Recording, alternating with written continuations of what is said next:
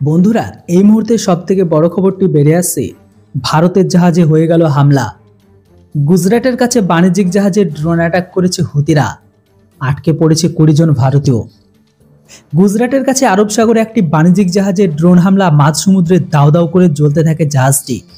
জানা গিয়েছে জাহাজটিতে রাসায়নিক ট্যাঙ্কার ছিল। সৌদি আরব থেকে তেল নিয়ে জাহাজটি ভারতের দিকে আসছিল, আর ঠিক সেই সময় জাহাজটির সঙ্গে ড্রোনের সংঘর্ষের পরে বিস্ফোরণ ঘটে। জাহাজটিতে ক্রু সহ 20 জন ভারতীয় আছে। যদিও জাহাজের ক্ষতি হলেও হতাহতের কোনো খবর নেই। উদ্ধার কাজে নেমে পড়েছে ভারতীয় উপকূল রক্ষা বাহিনী। প্রাথমিক তদন্তে জানা গিয়েছে হামলা হওয়া বাণিজ্যিক জাহাজটি ইসরায়েল প্রশাসনের নথিভুক্ত। মধ্যপ্রাচ্যের যুদ্ধের আবহে করা ড্রোন হামলার চলাচল তা খতিয়ে দেখতে তদন্ত শুরু করে দিয়েছে।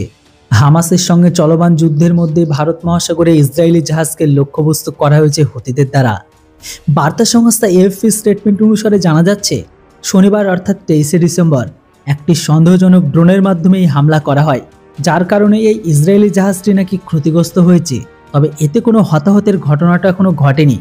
তবে ব্রিটিশ সামরিক বাহিনীর United kingdom maritime trade operation এমনকি মেরিটাইম সিকিউরিটি ফার্ম এমব্রে জানিয়েছে যে ভারতের ভারওয়ালের কাছে একটি ইসরায়েলি বণিক জাহাজ একটি ড্রোন দ্বারা আক্রমণ করেছে। খবর তো এটাও বলা হয়েছে হামলার ফলে জাহাজে আগুন লেগে যায়।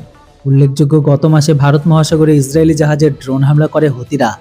এরপর মার্কিন আধিকারিকরা দাবি করে ইরানের একটি ড্রোন এই অ্যাটাকটি চালিয়েছিল, যেখানে মাত্র গত মাসে ইয়েমেনের হুতি বিদ্রোহীরা লোহিত সাগরের শিপিং রুটে ভারতে আসা ইসরায়েল সংযুক্ত একটি কার্গো জাহাজ হাইজ্যাক করেছিল।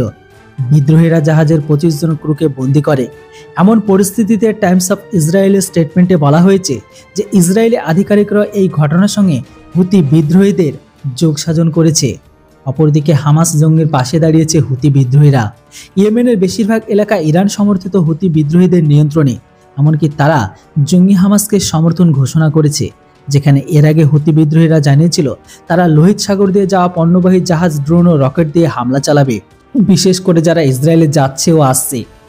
বিপদকে সামনে রেখে জাহাজ করে পণ্য পরিবহনকারী বিশ্বের অনেক বড় কোম্পানি ইতিমধ্যে লোহিত সাগর পাড়ি না দেওয়ার ঘোষণা দিয়ে দিয়েছে।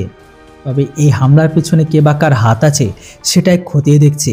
তবে যেই করে থাকুক না কেন, এর বিরুদ্ধে অবশ্যই উপযুক্ত কারবাই করা উচিত, নাহলে লাগাতার এদের অ্যাটাক বেড়েই যাবে। তো বন্ধুরা, আপনাদের কি মনে হয় এর পেছনে কি সরাসরি ইরানের হাত নেই? অবশ্যই আপনাদের মতামত কমেন্ট বক্সে লিখে জানান। Thanks for watching. জয় হিন্দ, বন্দে মাতরম।